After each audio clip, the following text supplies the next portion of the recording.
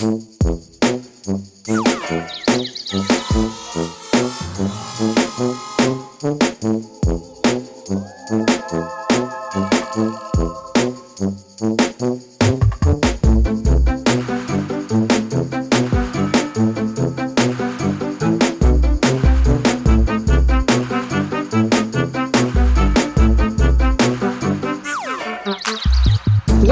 to Witchin' and Whining. I'm your resident witch, Miranda. And I am your resident wino. Did you spill? Did you spill some wine? I did all over my leg. No. I am your resident wino, Christal. Did I even say my name? I don't know. I don't even remember. Our episode today is on conspiracy theory. So if anybody knows a conspiracy theorist, they could go on for a long time. Yes, I've got 12 pages of notes. I'm excited to hear because they are about something that's always so truly fascinating to me. So I am stoked. I don't care if she says, it's so long, you're going to get bored. No. Yeah, I think you're going to fall asleep. But I was just I got in that rabbit hole and I was like, oh my God, there's more. Oh my God, it gets crazier. And I'm a true, complete, and total believer about what I talk about now. I absolutely I'm so tongue-tied today. I'm sorry. I absolutely love that. I think it's my braces. They're tongue-tying me today. My lips are lazy. They don't want to go over the braces. Anywho, I guess I'll go first since I have 3 stories and Christal has 2. Okay. So my first story is a very well-known conspiracy theory.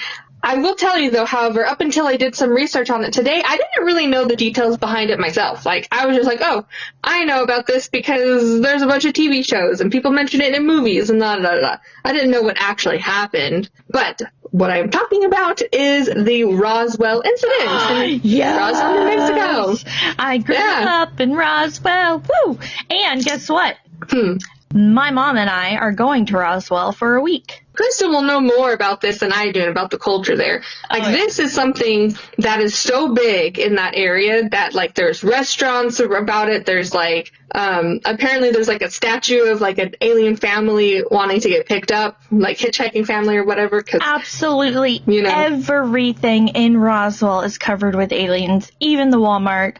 The lights that go down Main Street have the bulbs on top are alien heads, and they like to put costumes on them, and the McDonald's is in the shape of a UFO with flashing lights and everything, and that's amazing. Everywhere you go, there are aliens. Yeah. So what caused this hyper crazy alien addiction phenomenon thing in Roswell, New Mexico? Well, I have kind of a Cliff Notes version for you. During the summer of 1947, so think about this. 1947 is right after World War II, and I think it's about the start of the Cold War. All right, and that might be relevant to some, but it's always relevant to me because it's what is going on worldwide during these events, you know what I mean? So there was a clear sort of tension. And you know what, honestly, I think I read somewhere that after World War II, there was a huge spike in UFO sightings right after World War II ended. So it kind of ties along with that. Anyway, there's this dude who was a rancher in Roswell, New Mexico. His name was Mac Brazel. I don't know. Mac Brazel. He discovered some unusual debris around his land. Apparently, it took him a couple of days to alert the Roswell Army airfield, but he did, and then the soldiers came and took the debris, and that was that. They supposedly recovered debris that was like a spacecraft, and they even recovered bodies of the alien space crew. Are you going to talk about the foil? No, but you can when we get there. So you are going to get to the foil of not really. No, I'm not. I didn't see anything about the foil. Well, let me just say it real quick because it's super fast. You say it, yeah. So the foil, it looks like tinfoil that you would cook with. Oh, yeah, I did see that online. And yeah. What's crazy is you could ball it up into a ball like foil, but when you let it go, it completely unfolds itself. Oh, and was like flat without crinkles? I don't know if it was without crinkles. I don't know, but I do know it completely unfolded itself. That's actually kind of, see, there's that alien technology for you. Yeah. But anyway, apparently the Roswell Army Airfield, they let out a statement later on saying that they recovered a flying disc and it was being inspected by the Roswell Army Airfield. But the next day, they pretty much recanted their statement and said, it was just a downed weather balloon. No problem. Mm-hmm. Okay. But I guess later on in 1978, there was a whistleblower who pretty much revealed that the weather balloon was just a cover-up. And the pictures that were taken of that downed weather balloon were skillfully staged. Also, there's been a lot of witnesses to come forward that confirm that the debris that was picked up off of that field was spacecraft debris. Also, there was tons of alien sightings happening around this time as well. These alien sightings were described like really short. They said like maybe 3.5 feet. Creatures or aliens wearing a jumpsuit, that sort of thing. But and they're on bodies. Yeah, and their bodies. How do you say that's from a weather balloon? Yes, they did try to solve that, to explain that away.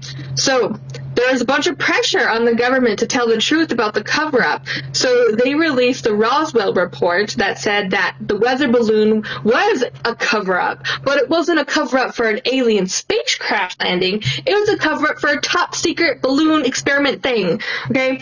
But the fact is that there were a ton of people who came forward to claim they had saw the aliens and all the spacecraft and all that stuff, right? Now, again, they changed their mind a few years later, or I guess maybe 20 or so, a little over 20 years later. In the 90s, they came out with another report called Roswell Report Case Closed, where they're like, oh, no, remember that weather balloon thing we said that we were experimenting on? That was actually fake. It was actually an experimental parachute that can work from high altitude. And you know what? That's what they said. Yeah, that it was a high altitude parachute that can work in very, very, very high altitudes, and the bodies that were found were the crash test dummies. However, the crash test dummies were like 6 feet tall, and they weren't like the 3.5 feet, creatures and bodies and stuff that were that people said they saw. So it's like the government changed its story twice, probably more than that, to be honest, here and there in small conversations, but why not just stick with it, right? But so when they were saying it was an experimental parachute, they kind of actually did make an experimental parachute, because they're like, hey, look at this thing we're doing, and you see this little spacecraft looking thing? Yeah, that was a thing we were doing in 1947. You see this? Yeah, look at it off in the sky. It's like they were trying to save face, and they created experiments. Full of shit. Yeah. I'm like, why just that's obviously there are way more details to the story. But like I said, when I was researching, I kind of kept on reading the same thing over and over and over again. There wasn't new details, and I'm like, that is weird. So that's where I ended the research, and I was like, I'm done with government cover-ups on Roswell, New Mexico. But I will say, we've gotten a lot of really good media out of this whole thing. I mean, There's that TV show Roswell, which I think ended early, and it got really weird. No, it didn't end early, but it got really cheesy, I feel, towards the end. I never watched it. Growing up there, I had no interest in aliens. I thought everyone that believed in them, they were crazy. Mm-hmm. Until I got older and moved away. That's when I got interested in aliens, when I got out of there. But I will say, if you have any interest in this at all, you have got to go to Roswell and go to the Alien Museum there. It's very detailed. They have everything. They have the photographs and the story, and it's really, really cool. It's not like you're going to walk in there and see the bodies that were found. No. But you will see all of the photographic evidence and other UFO proof that people have seen and documented, and see the entire story about the Roswell incident. It's pretty cool. Yes. I would love to go and see it, just because that sounds amazing. And like a fun vacation anyway. Yeah. Oh, and, sorry, and also go and visit you should just go at this during the Alien Festival, because the Alien Festival is pretty fun. It's not like crazy over the top festival wild. No, it's family friendly, and there's like bounce houses and all things aliens, and it's just really fun. So go to the Alien Festival, and while you're there doing that, go to the museum. Do all the things. Yes. All right, Crystal, what do you have? Let's hear our first pyramid story. Oh, that's me. That is you. Okay, so outside the town of McGrath, Alaska, there are odd happenings. Locals call it the land of no activity. The 200-acre patch of earth is barren, and as planes fly over this patch of land, they lose their ability to use magnetic instruments such as GPS. The Bermuda Triangle of Alaska. Yes! Yes! Did you know there was a triangle in Alaska?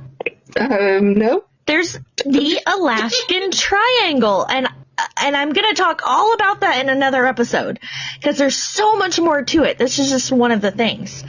But there have also been alien orbs and UFOs hovering in that area. And for years, there have been theories of a black pyramid built by aliens in this area of Alaska. And this black pyramid is supposed to be very old, and it is said to have been buried during the Ice Age. So it's underground because all of the ice and the snow, it had buried it. Mm-hmm. The area in question is fenced with no trespassing signs posted, and there are no visible buildings inside the fenced area, so logically it is believed that what is being protected by the fence lies underground. And some people think it is an old power generator that was abandoned by aliens. Other people believe that it is still in use today, this pyramid, to translate messages, and that our own government might be helping with this. To translate messages? Yeah. Or transport. Just use it. Transport messages, maybe. Okay, so here we go. All right. I'm ready. Now we're going deep. Okay. That's what she said. Okay. Sorry. And I was thinking about scuba diving. So sorry. I was like, okay, I'll hold my breath. Okay, it was September 1989 when Doug Mulchler, tasked with fortifying national security against espionage and terrorism, was stationed at Fort Richardson on the outskirts of Anchorage. His mission was straightforward, or so it seemed. Oh, by the way, I got this right here that I'm talking about is an article that was written by David Freeman entitled The Dark Pyramid in Alaska, Counterintelligence Agents' Chilling Discovery, and I am posting the link. So Doug Mulchler, he is tasked with national security to go against espionage and terrorism. He's stationed at Fort Richardson on the outskirts of Anchorage, Alaska. His mission was straightforward, or so it seemed. In an era before the convenience of digital mapping technologies like Google Maps, Mulchler relied on traditional topographic maps to navigate the geopolitical landscape. During one of his reviews, he encountered a curious anomaly. A section of the map inexplicably whited out. Just how the map was made, it was whited out. It was marked as not surveyed to date. His instincts, sharpened by years of intelligence work, immediately sensed a cover-up. I mean, honestly, if you're trying to cover something up on a map, why would you block it out? Because that's immediately going to bring someone's attention to it. Yeah, just make it look like trees or something. Yeah, exactly. Blend it in, man. Just white out these people, Anyway. Men think they're so clever. Mulchler's suspicions grew as he delved deeper into the mystery. The lack of information and the peculiar marking on the map led him to believe that something significant was being hidden from public knowledge. His curiosity peaked further in 1992, when a seismic event linked to China's largest underground nuclear test reverberated across the globe. The test unleashed a force, and this force was 70 times greater than the atomic bomb that was dropped on Hiroshima. That's insane. And it reportedly, this test that they were doing reportedly sent shockwaves that were felt as far as Alaska. This is from China. I feel like that could be felt everywhere. I can't imagine how people in China felt. Yeah. Following this event, local seismic equipment picked up the unusual readings that suggested the presence of a large, pyramid-shaped structure underground. Because, when you see those seismic readings, you can see the movement of the... Like bouncing off objects or shapes. Right. So they could actually see a pyramid-shaped structure underground. Reports from a local news station briefly mentioned the discovery of a subterranean pyramid, larger than the Great Pyramid of Giza by almost 70 feet. Dude, the Pyramid of Giza is freaking huge. That's why they call it the Great Pyramid. And this pyramid, underground in Alaska, is much greater, almost by 70 feet. And it's located exactly in the mysterious, uncharted area Mutchler had identified. The story took an even more secretive turn the following day. Mutchler, eager for more information, was stunned when subsequent news reports made no mention of the pyramid. So they just had that little brief blip about it, and they didn't talk about it anymore. Well, baffled by the sudden silence, he visited the local station to obtain the original broadcast report, only to find himself entangled in a web of denials and secrecy. The station manager claimed ignorance of such a story ever being broadcast. Yet a junior reporter, speaking to Mutchler in hushed tones, confided that two unidentified individuals had seized the tapes immediately after the airing. Driven by a mix of duty and curiosity, Mutchler's quest for the truth led him to Fort Meade, Maryland, in 1993. Known for housing a vast archive of military records, Fort Meade was perhaps his last hope of uncovering official documentation about the pyramid.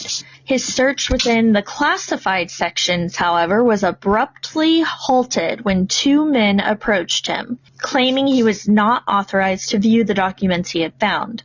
They confiscated the papers, reinforcing Mutchler's belief that there was indeed something monumental being concealed. Years later, still haunted by the unresolved mystery, Mutchler sought the expertise of Emmy Award-winning documentarian and investigative journalist Linda Moulton Howe, and you're going to hear a lot about her. She's known for her work on UFO phenomena and conspiracy theories. Howe took an interest in Mutchler's story, reaching out to her extensive network for any shred of verifiable evidence.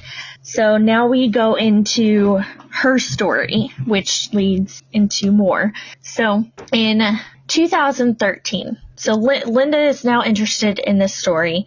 She's reaching out for verifiable evidence from anyone, that has it. Mm-hmm. In 2013, Linda received an email from a radio host and fellow journalist, Bruce Pearson, and he told Linda his story.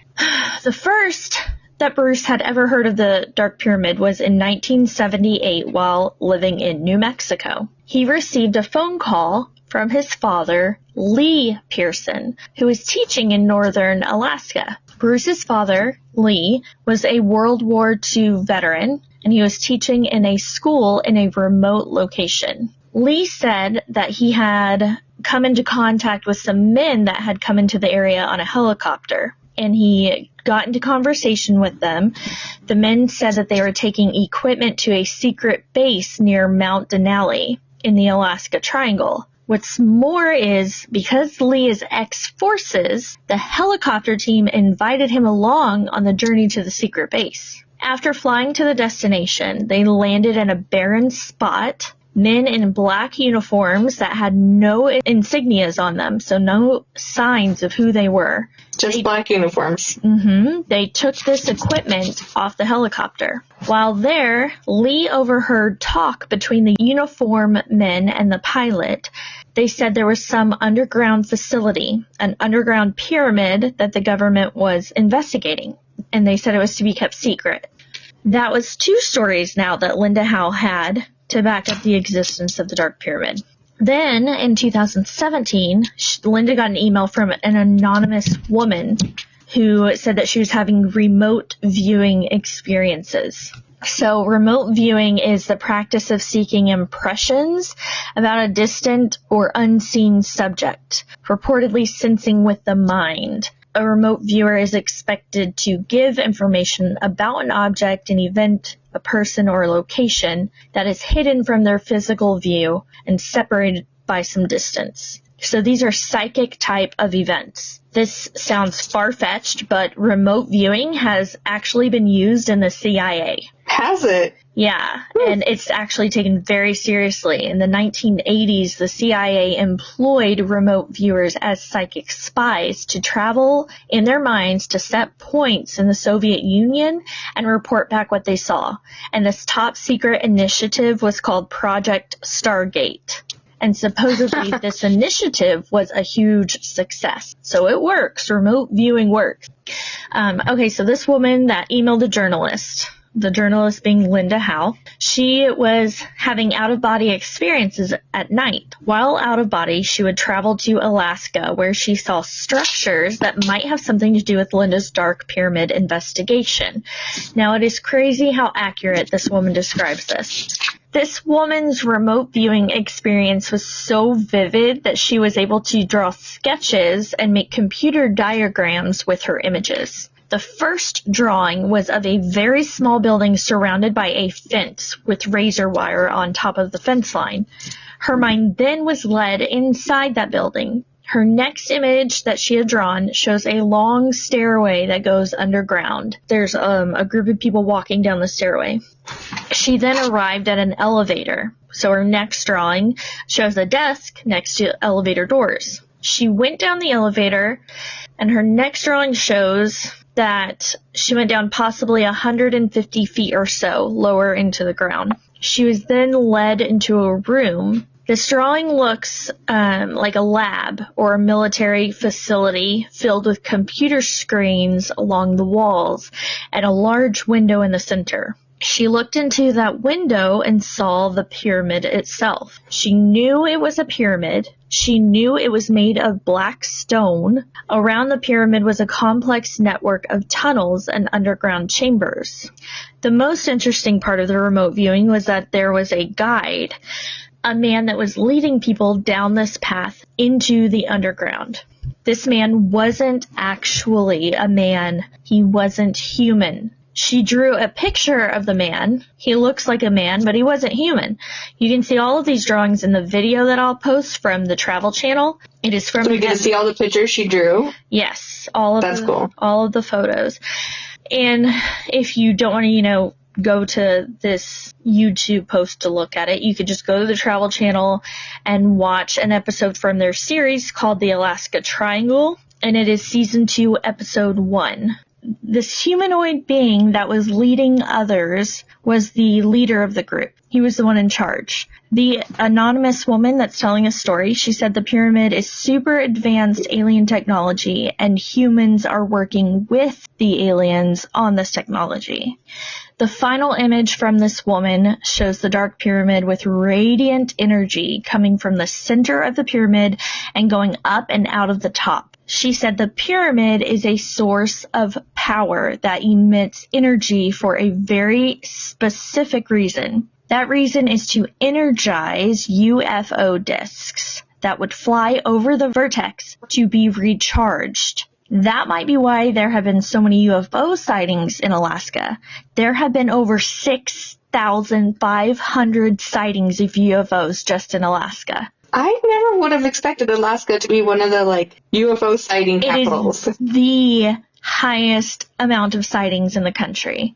And one of the most famous encounters documented was in 1986 when the crew of a Japanese airline watched as 2 UFOs taunted their plane. And in 2003, in a deserted section of the Alaskan Triangle, an entire fleet of UFOs appeared in the sky. And that video can also be seen in the Travel Channel video. Anyway, so this anonymous woman may have stumbled on an answer to an age-old question. What was the purpose of the ancient pyramids? Were they actually created to be charging stations for alien spacecraft? Well, in Portland, Oregon, there's a man that is a writer and a paranormal research, Johnny Enoch. He heard about Linda's pyramid research, and he was able to see how it connected to his own research. He's researched the pyramids all around the world, and these pyramids can be found all over the world, on both sides of the Atlantic, in Egypt, China, Indonesia, and other places. And Johnny believes that all of these pyramids were built for a purpose, and that's to tap into the natural energy of the Earth. Johnny says that the ley lines that lie all over our planet are an energy grid. The Earth is naturally equipped with these ley lines, or this energy grid. And he says the ancients knew how to tap into that energy using pyramids and obelisks, which are magnifiers of that energy. Johnny believes the Dark Pyramid is an advanced form of ancient technology that was used by an ancient civilization. Now, think back on that anonymous woman that had the remote viewing experience. It turns out people are able to not only view other places, but other times during a remote viewing. So it's possible that this woman was seeing an ancient civilization at work on the pyramid, or even a future version of the pyramid activity. Journalist Linda Moulton Howe, back to her, she made another appeal on her website for help with her research. So she's heard from a few people now. Now she's asking for more people to come forward with any information. And a retired Navy captain got in touch with Linda and sent her maps and photos. And in the photos, there is one patch of ground that is highlighted. And it's like this perfect geometric rectangle, and that is highlighted. And she's just like, this is random. This is, out in the middle of nowhere, Alaska, and this little piece of land out there is highlighted. What is this supposed to mean? So she informs, do you remember when I talked about Bruce Pearson? Yes, absolutely. The radio host and journalist whose father had gone on that helicopter ride. She informs Bruce about this new information, about the highlighted piece of land on these maps and these photographs.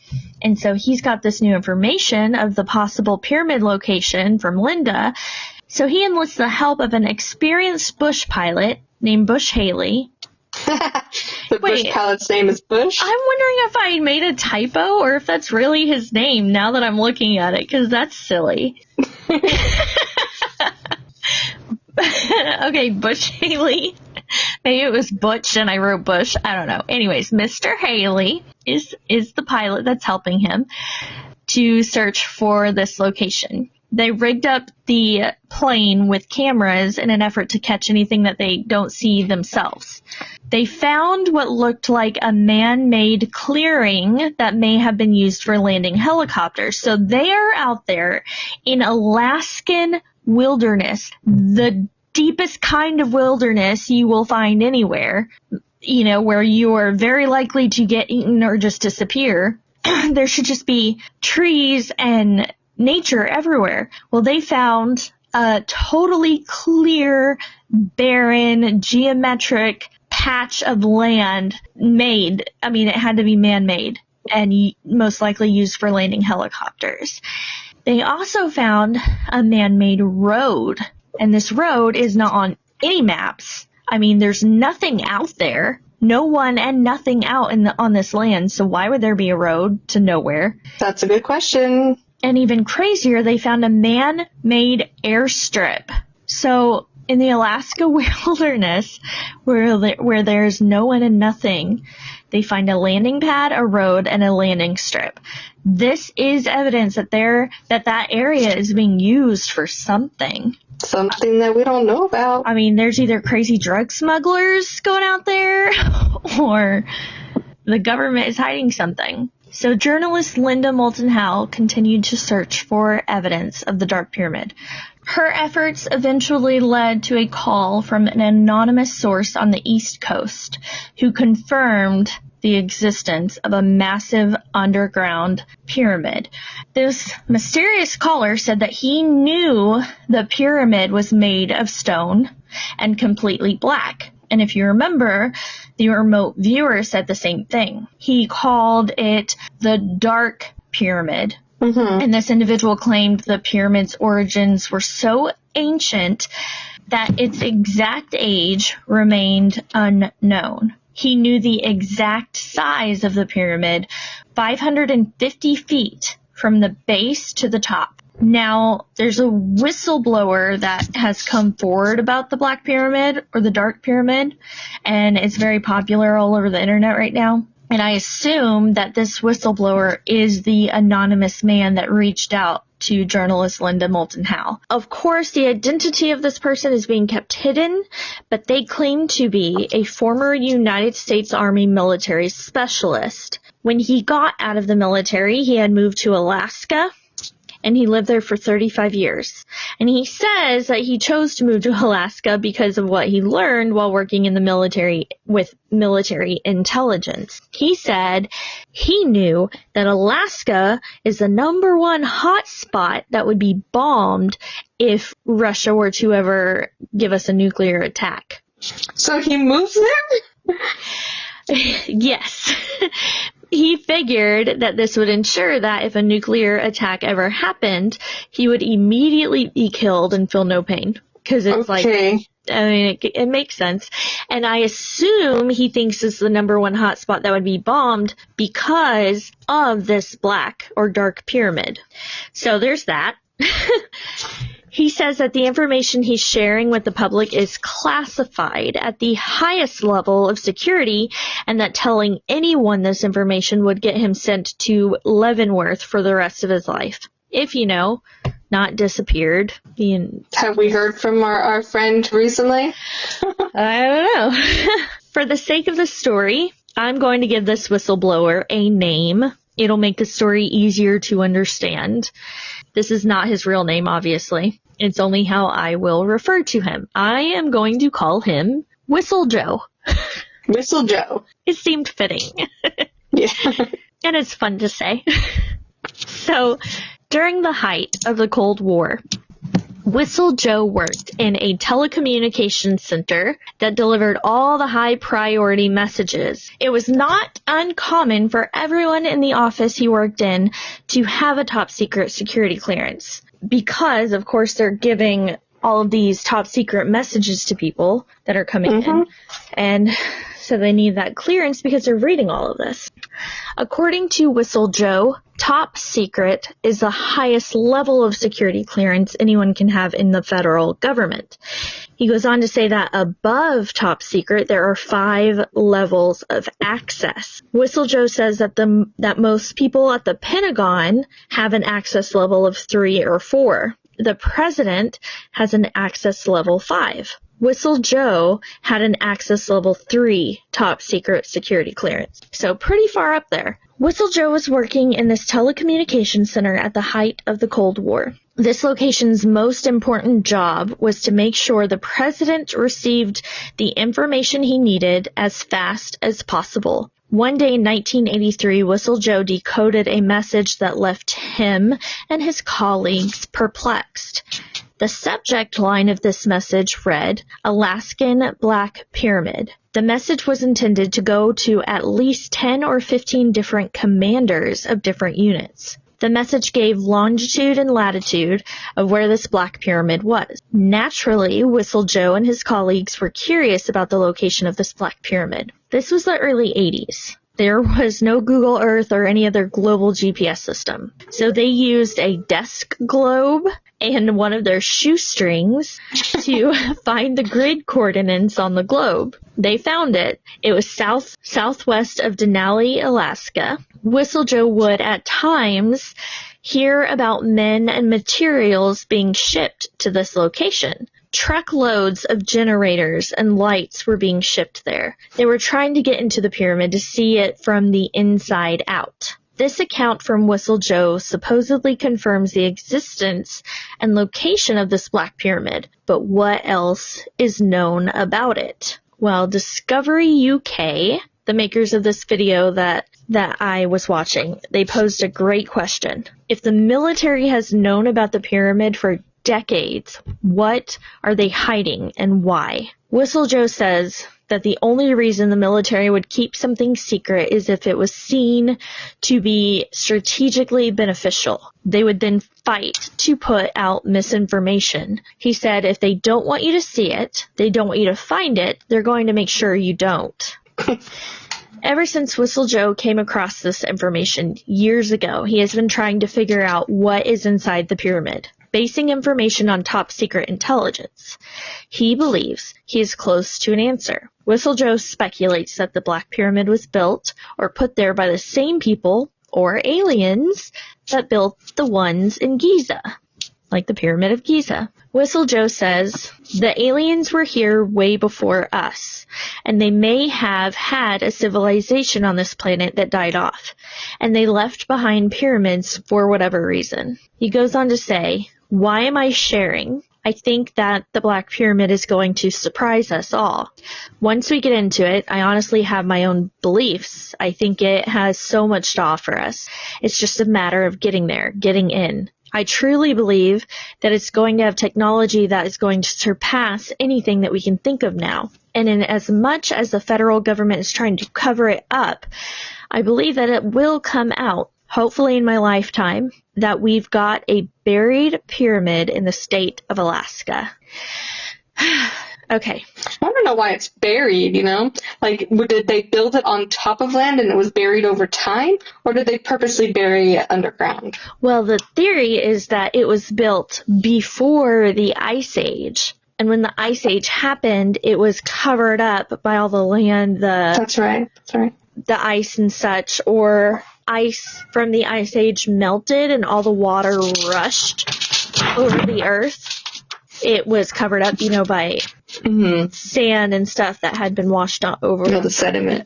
Yeah. So to close out this conspiracy, my first conspiracy theory, I want to quickly touch on how the Dark Pyramid is possibly affecting the wildlife of Alaska. Some people connect mysterious events to the pyramid. It kind of makes sense. I mean, a huge power generator like that would affect living creatures. Think about EMF readers. An EMF reader is used in ghost hunting to detect energy levels. It can also be used in homes to detect abnormally high energy readings that are caused by electrical equipment. Sometimes a haunting, quote-unquote haunting, can actually be a living person experiencing symptoms of being around too high electric and magnetic fields, EMFs. Some sources of EMFs that emit varying levels of radiation, because that's what this is, it's radiation, include microwaves, computers, smart meters, wireless or Wi-Fi routers, cell phones, Bluetooth devices, power lines, MRI machines, X-ray machines. Some of the symptoms of EMF exposure include sleep disturbances, including insomnia, headache, depression and depressive symptoms, tiredness and fatigue. I'm going to try and say this one. Dysesthesia, which is a painful, often itchy sensation, a lack of concentration, changes in memory, dizziness, irritability, loss of appetite and weight loss, restlessness, anxiety, nausea, skin burning and tingling, and get this, it can even cause dermographism, which is sometimes called skin writing, as it is possible to mark deliberate patterns onto the skin. Well, that's bizarre. So, yeah, you might think you're haunted because, crazy things show up on your skin or whatever. But really, you just have high... Too much technology around you. Right. You've just been exposed to too high of EMF level, and you are able to rot on your skin. I'm not saying that's the cause of all dermographism. I'm just saying it does cause that. So it stands to reason that the stress and other health factors from high EMF exposure would have great effects on animal life, because it does on humans.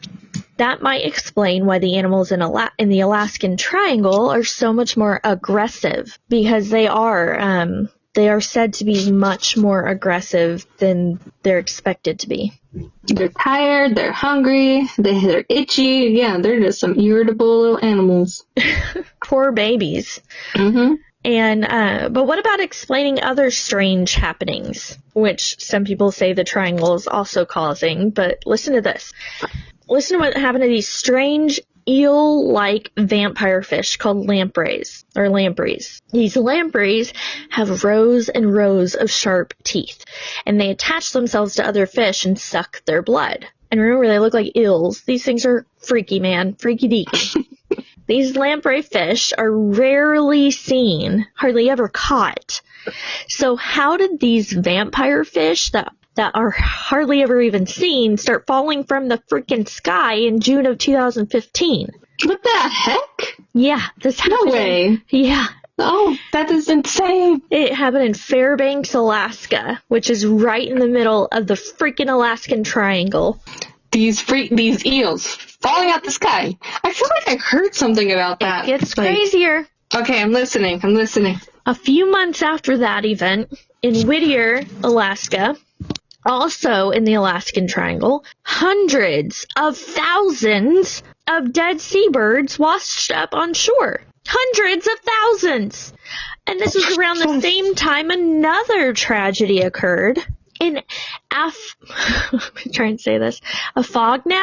At least 10 whales died and washed up onto shore at the same time. What the heck? It's crazy to hear of one whale dead on the beach, let alone 10 at the same time. Yeah. It gets crazier. Yeah. Okay. In 2019, 60 seals washed up dead on the shore. Not 6. 60. What's even more strange is that some of the seals were found to have lost all of their hair. What?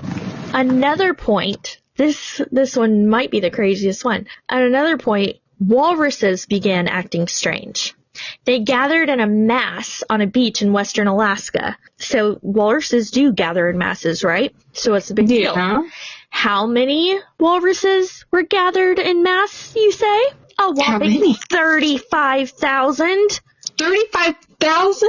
That is 7 times more than has ever been seen together, gathered together before. Okay. And in this video that I was telling you about, in one of the videos that I'm posting the link to, you can actually see the photo of the aerial view of all of these walruses, 35,000 of them gathered on this western Alaskan shore. It is crazy looking. It's insane. Oh, it's a video from the Travel Channel. All right, so Andrew Goff. He's an author and he's a researcher. He has a theory about the Alaska Triangle, and it has to do with electromagnetism.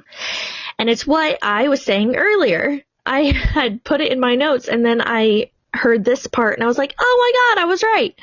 So it has to do with electromagnetic forces, or EMFs. They can have a powerful effect on humans and animals, and it very well may be that there are strong EMFs that are affecting animal life in Alaska.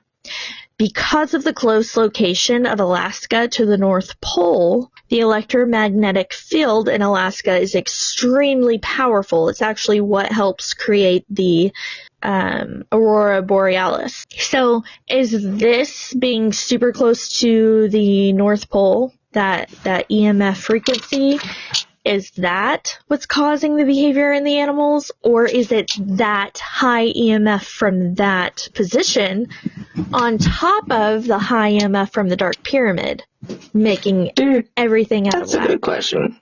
But whatever the cause, there's definitely something happening with nature in and around Alaska. And it's a clear sign that we need to pay attention to these happenings and try to find the why this is happening, and how can we help it get better. And last but not least, Miranda, remind me to dive deep into the craziness of the Alaskan Triangle at some other date, because there's so much more going on there that I want to share. But that's the end of my first. Okay, I mean, that's one. Honestly, the fact that, like, the eels literally fell from the sky. Like, how could they explain that away? Like, what is the, they're saying it's atmospheric river? I don't know. Wind gusts? Shoot. Who knows? That is insane. I don't know. And then, aliens. It's aliens. It's always aliens. It's like in Hitchhiker's Guide to the Galaxy, where the whales or the dolphins are getting beamed up, So long, and thanks for all the fish. Yeah. Oh, that's great. All right, so my second story is another well-known conspiracy theory. I think this one is really fun, and who knows, it might be true. It's about how the lizard people rule the government. True. I don't know, but it's definitely possible. Yeah. So apparently around 12 million people think that these reptilian creatures rule the government. Some people think the reptilians came from space. Others think that these reptilians were here on Earth, deep in the ground. Kind of like that Doctor Who episode, the one I'm talking about, where they find the reptilians living in the core. Yeah. And other people think that the reptilians originated from Earth, went to space, and then came back. Regardless of where you think these reptilians came from, everyone agrees that the reptilians are evil and want to rule the world, right? No, I don't agree. They could be kind. I mean, I guess they could be kind. I don't know. Maybe they just want to have a tea party. Maybe they do. Maybe they're just like, we're on this planet too, just let us live with you. They just want to drink some wine and listen to witching and whining. That's right. They'd be like, oh, we're on a podcast. Yay, we're famous. Just kidding. Hey, shh. Don't tell them about us. Okay, I won't. We're not lizard people. Anyway. We're humans. Yes, that's right. So where did this idea of reptilians come from? Because that's definitely, like, how does one, like, oh my gosh, these government people, they're not human. Well, I will tell you a couple of theories. The biggest one. The biggest boost in this theory comes from a man named David Icke. And yes, that's his real name, David Icke. Oh, I think we've talked about this dude. I feel like we have too. Maybe in the Lizard People episode. But anyways, you gotta listen to it because it's crazy. He wrote a book called The Biggest Secret, and he interviewed many people for his book, but two of the people he interviewed claimed that the British royal family were not human, but in fact a race of reptilians. And in his book, he said that these reptilians were responsible for the JFK assassination, for Princess Diana's death, and even 9/11. If they killed off Princess Diana, they're definitely evil. That's what I'm saying. He said that there were these race of, like, demigods that came from space, specifically near, like, the Orion constellation, I think. But anyway, these demigods created humans, but they also created the reptilian and human hybrid. Okay, cool. David Icke also claimed that these reptilians drink human blood, which allow them to shapeshift into humans. Some evidence to support reptilians being in the world, in the spotlight, are video evidences of high-ranking people doing odd things. Also, he noted that a lot of U.S. presidents and very powerful people are all related in some distant manner. So true. But the fact that all these people, these powerful figures come from the same family tree may indicate to some that there's something more going on behind the scenes. For example, Obama, he's a distant cousin of the Bushes, Gerald Ford, Lyndon B. Johnson, Harry Truman, James Madison, and Winston Churchill. Okay, that's a lot. President Franklin Delano Roosevelt was related to he was related to 11 other U.S. presidents, very distantly, of course. Even Hillary Clinton and Donald Trump are apparently related as, like, 19th cousins. So, I know. So is this fact that all of our people in power are related like evidence of reptilian bloodlines. I think it's probably just evidence of the, how the world and power works, to be honest. Or that's why they get dumber and dumber every year, the politicians and the presidential people, because they're all incest. But now we have Kamala Harris, so never say that. Anyway. So if you think about, look at the royal line, look at royalty. You are royalty because your family is royalty, so I guess it's not much different here in the democracy of the United States. I don't know. Well, there are some ridiculous ways that people say how you can tell who's reptilian and who's not. Okay, let me hear it, because I want to see if I'm a reptilian. One is that they have reddish hair, okay? Yeah, mine has a reddish tint in the sun. They have very good eyesight and hearing. Hearing, yes. Eyesight, They also have very low blood pressure. Yep. A love of space or science. Oh, yeah. Green or hazel eyes that can change color. Yep. A sense of not belonging or being understood. Yep, I'm a weirdo. Unexplained scars on the body. Yeah. That's all I found anyway. But I mean, all of these things, I don't know if these things, I don't know what to make of it, right? Well, it's a high and I don't even know who decided. Yeah. Who decided that these attributes make people lizard people, but there it is. Who makes the rules? Yeah. I want to go back to David Icke, okay? So, this guy who was the predominant lizard man, like whistleblower dude. Okay, I want to just tell you a little bit about him and tell you why I don't want to believe him, though I do kind of want to believe in reptilians, okay? David Icke used to play soccer in the UK, and he had to retire because he got arthritis at age 21. And then he joined, I guess, like the Green Party and was kicked out and then went on the road and pretty much started telling people that he was the son of the Godhead. Obviously, people didn't take him seriously and thought he was crazy, and he was labeled as anti-Semitic and stuff. Like, this dude is very racist, homophobic, has a lot of problematic views when it comes to certain groups of people. He also said that one of the predominant Jewish families is run by lizard people, and he denies the Holocaust. Like, what the heck? Anybody out there that denies the Holocaust, get the hell off of our podcast right now. I know.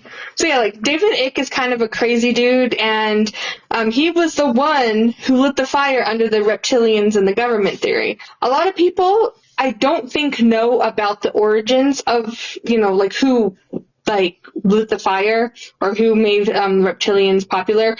But I'm guessing that if, like, these days, if this guy was like, reptile people would, like, dig right into his beliefs, his background, be like, oh, this guy's crazy, and, like, pay no heed to it, right? Because it's ridiculous. That guy is just insane. But honestly, there's also kind of an evolutionary reasoning why people might feel that the government is run by reptilians and why they're so afraid.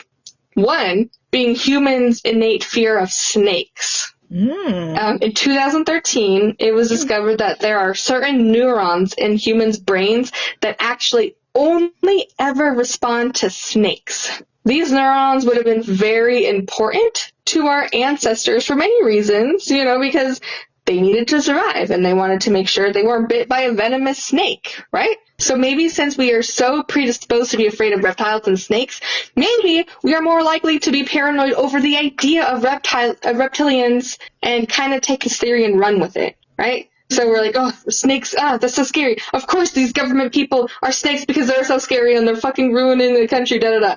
Also, more recently, there has been a video evidence of high-ranking politicals or celebrities or people in the media doing funky things on camera. Like, and people have these recordings of these videos and they slow it down for us to, like, see the weirdness. I even saw, you probably have seen it.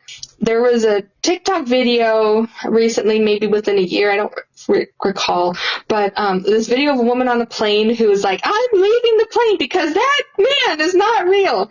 Did you see that? I don't think I've seen that. Really? Oh my gosh, yeah, like, she was trying to get people off the plane, and she was like, I need to get off the plane because the man that she was sitting next to, she was like, he is not real. What did and she it was like a big deal. He's not real? Well, she was like, he's not a human, like, he's reptilian, like, she was just, like, so adamant, so freaked out by this dude, and so, she left the plane. The video was filmed by another passenger on the plane, thinking that they were gonna get a video of a Karen or something, but yeah, she's like, he is not real. More recently, there has been a lot of news reporters who have things happening funky with their eyes. Even some celebrities. I've seen videos, like live videos of like performances and stuff, and you're just like, what the heck is going on? And then people go back after the live performance is done, and they'll slow it down and be like, what? Did you guys see this? But anyway, I'm going to include a video of all of these, not all of them, but many news reporters and other individuals being weird or having weird eyes. So one of the videos on there is, of course, that woman going down the going down the hallway in the airplane. The next video I'll mention is there's this elderly white gentleman news reporter, and when he blinks his eyes, they shift, and the video shows it slowing down so we can see it better. So it shifts to like a different color, and then when he blinks, then it shifts back. And then there's another video of these two news broadcasters kind of like arguing, and one of the news broadcasters hisses at the others. It doesn't sound like a cat hiss, like, it's like, I don't know how he did it. It's like, I don't know. Anyway, did you hear that? I did. I'm about to watch this woman on the plane.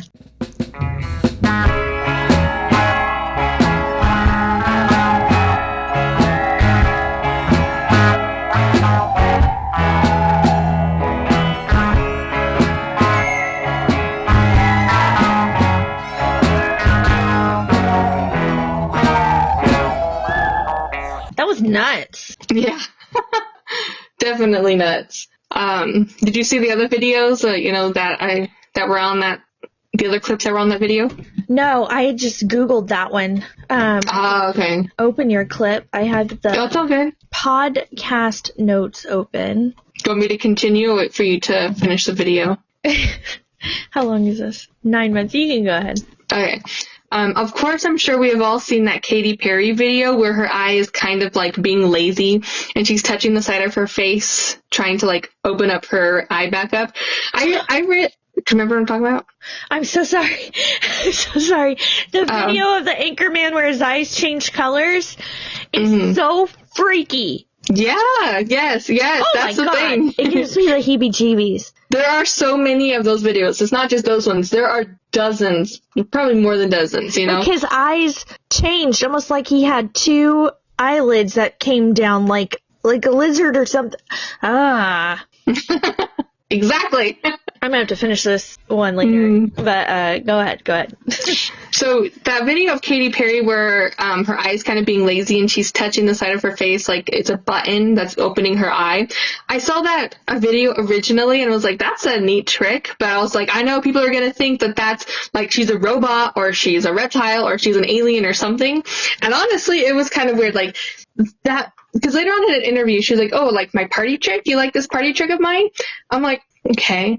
The thing is, that party trick didn't make sense in the act as she was claiming. What? Okay, yeah, I'm watching it as you're talking about it, and it's effing weird. Yeah, like, it doesn't make sense with the act. It's like, oh, it's all part of the act, but I'm like, it's not smooth. It doesn't have a place in what she was doing, you know? There was another incident with Katy Perry where during another performance, it looked like she was getting really tired and she wasn't feeling good. And then she actually says, Master, I don't feel so well. What? Yeah, and she, like, was that part of the performance? Was it another bit? I don't know. But again, she even fell over during that, and like security people rushed on stage to like, you know, help her up. Master. And that's weird. It's because like people think that celebrities in general are like in the Illuminati, or they have to do blood sacrifice or blood magic to be famous and rich and stuff like that. So maybe people are thinking that, oh, this was her being like, oh, she had already sold her soul and she was a little bit tired from whatever she had to do, and she just kind of needed to tell Master she wasn't feeling. I don't know. Like, that's weird, you know? And another popular person that people think is a reptile is Mark Zuckerberg, of course. Like that, you can't deny that he is awkward, right?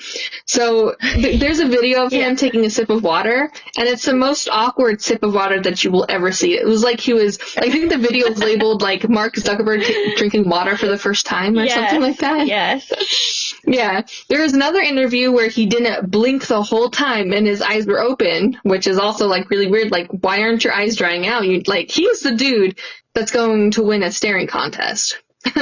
Very, very strange. I wonder if he has like autism, maybe. Maybe he's not a reptile. Maybe he has autism. Yeah, or some sort of like social anxiety. Yeah, thank you. Social anxiety. Yeah. Yes. Yeah, I mean, that's true.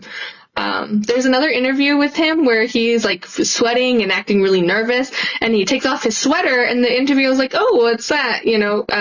Yes, I saw or like they're that talking one about today. his sweater. Yeah, and talking about the sweater, he's like, "Oh, it's a really thick sweater. We have like our company logo or what, our statement or something that relates to his company on the inside of the jacket." And the interviewer is like, "Oh yeah, that's cool.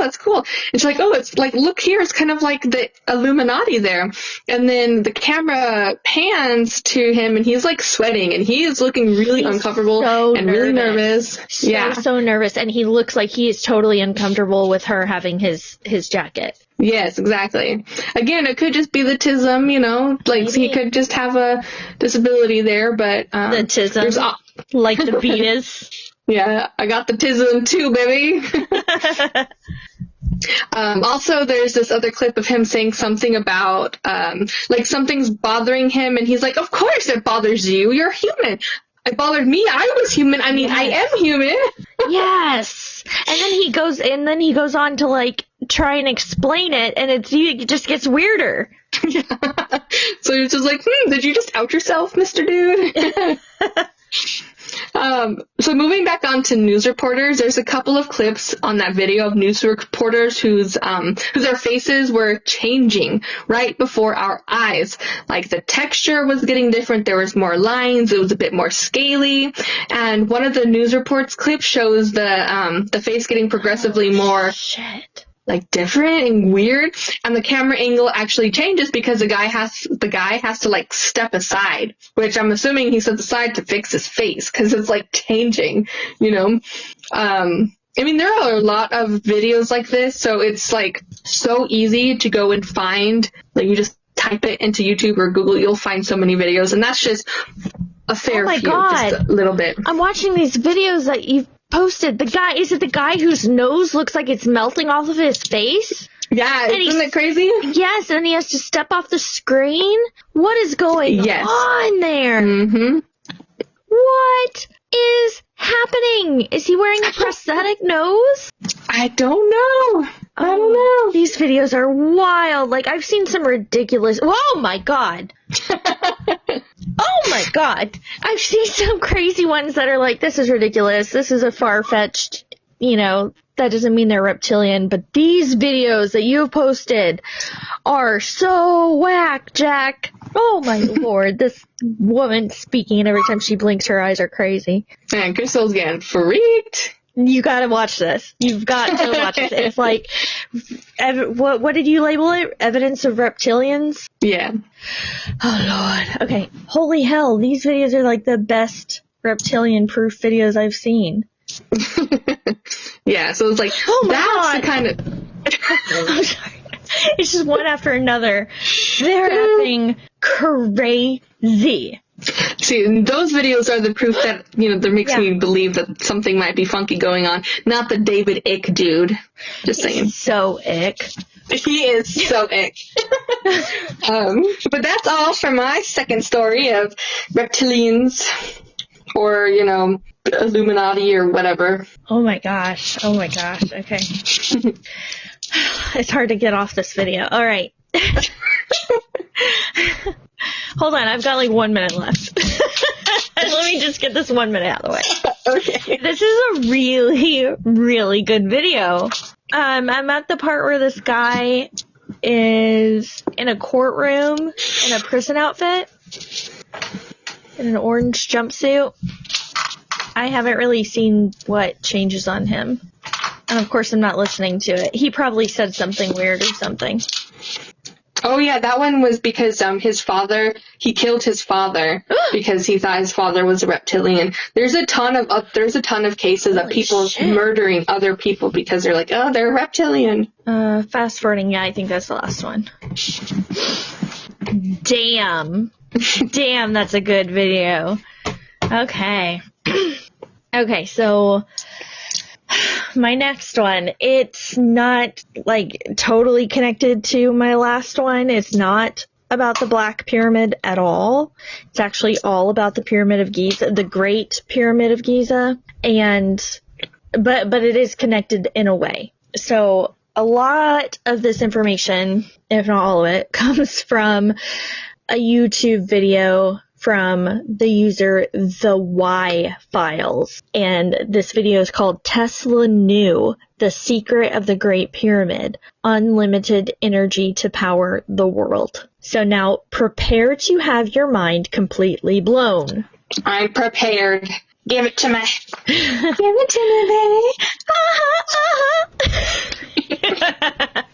But you've got to understand there is a lot of like science and math in this. Not like math you have to figure out yourself or anything. But if you just really try to focus, you will understand. It's without this knowledge, there's no story. But with this knowledge, your mind will blow to a million pieces. I'm ready. I've got my learning brain on. My learning hat. Yay! You don't have your dunce hat on. You have your learning hat. That's right. Mm-hmm.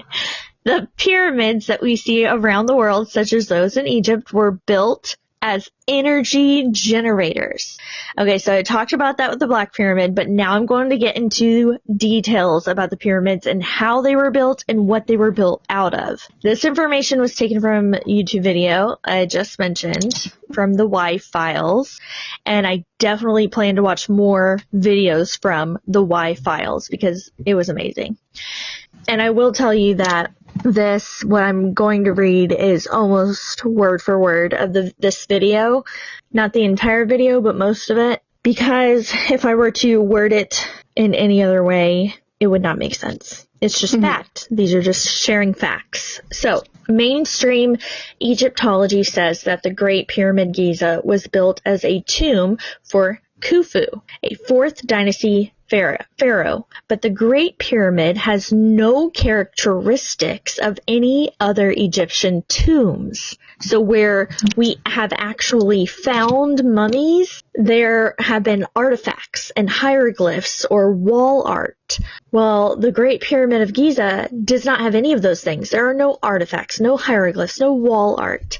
And it has been argued that the granite sarcophagus found in the King's Chamber once contained Khufu's mummy. However, there's no evidence that a mummy was ever there because, and my mom actually got me onto this story, and when she told me this, it blew my fucking mind. Actually, no mummy has ever been found inside of a pyramid. Really? Right? Huh. Ancient Egyptians considered their pharaohs gods. The Great Pyramid is a strange structure for a god, with its small chambers and narrow shafts and no markings anywhere. The way the pyramids were built and the materials used to build them suggest they were created for a different purpose. The sides, this is where it starts getting fucking wild. The sides of the pyramid are aligned with the compass with such accuracy that only modern engineering can match it. Meaning, there would have been no way to so precisely, so accurately build this structure with the measurements and angles that it has without modern technology or tools. The Great Pyramid is made of 2,500,000 blocks of stone weighing 6 million tons. That's a lot. That pyramid weighs 12 billion pounds. These blocks are piled 481 feet high. It covers over 13 acres of land. And if that's not enough for you to be like, holy shit, yeah, how the fuck would they have actually done that? It gets crazier, you guys.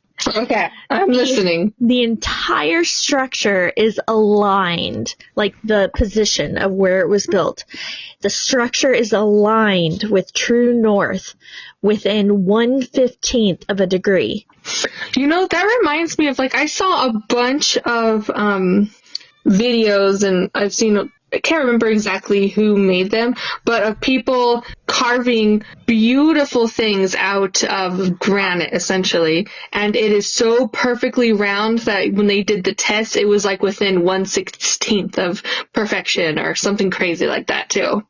Right. But this is crazier.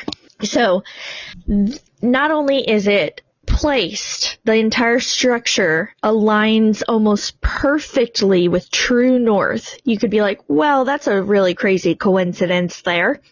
Well, that is impossible precision for builders back then. The entire structure is made with impossible precision. The base of the pyramid is leveled, so made completely level and flat. No part of it is higher or lower than any other part of it. The base of the pyramid is leveled within 3/4 of an inch. And the only way to get a modern structure that level is to use lasers. So today, if we were to build a structure, the only way to get the base of it to be as level as that pyramid is to use lasers.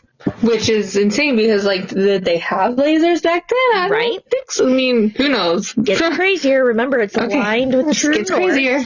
Okay, so even though the sides of the pyramid are over 755 feet long, of stone blocks weighing between 2 and 40 tons each, okay, this is crazy.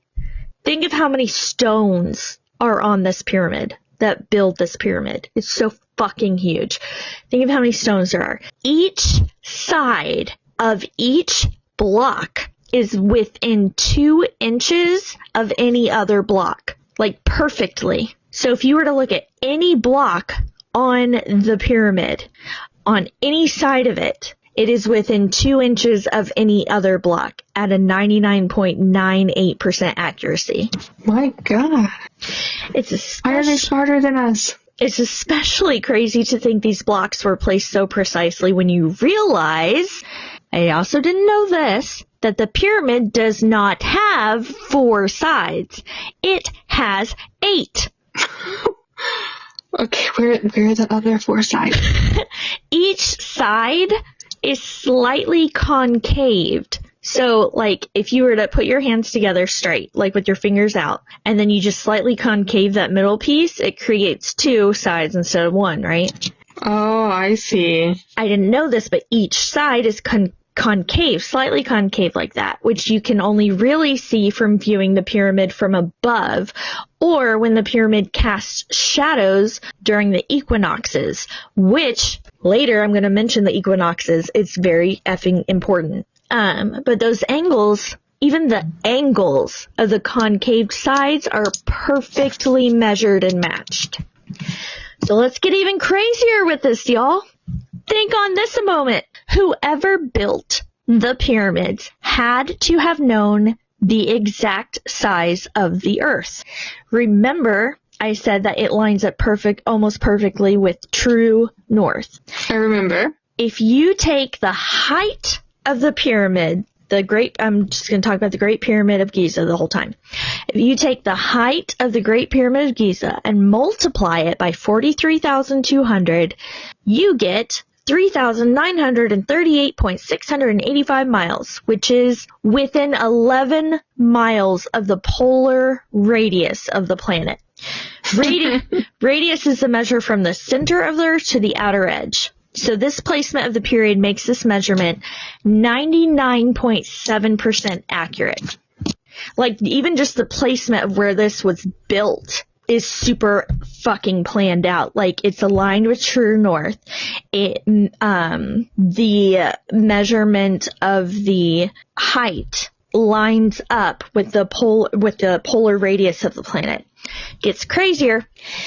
If you I need to make some merch that says it gets crazier. It Yeah.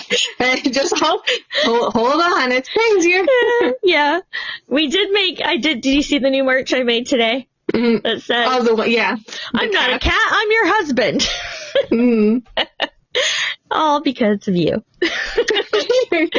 I actually had an AI generate that image. Oh, really? That's cool. Yeah.